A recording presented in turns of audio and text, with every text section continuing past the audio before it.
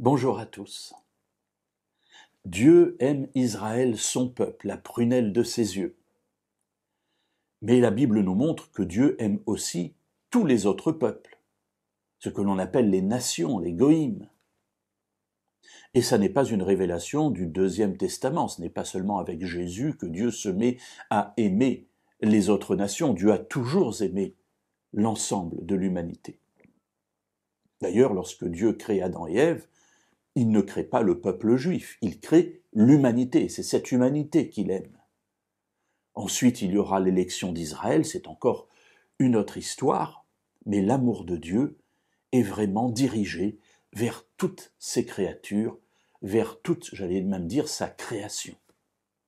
Voyons, si vous le voulez bien, un passage du prophète Ésaïe, dans le chapitre 45 au verset 22, et là, ce n'est pas le prophète qui parle, mais c'est Dieu.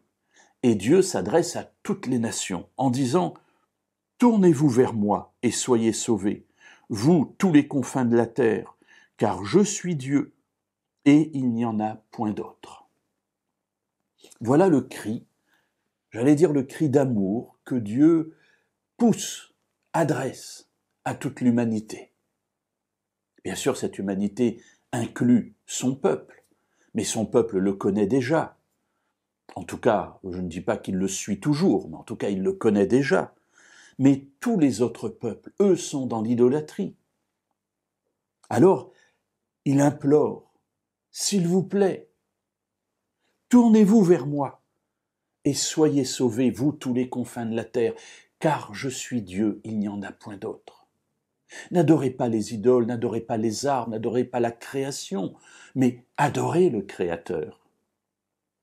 Alors oui, Dieu aime toutes les nations. Et parfois, dans un contexte difficile, nous pourrions être tentés de nous méfier, d'avoir peur de l'inconnu, de l'étranger. Mais Dieu nous demande aussi de l'aimer, afin de lui faire connaître ce grand Dieu puissant qui sauve, qui entend, qui est le seul Dieu, parce qu'il n'y en a point d'autre.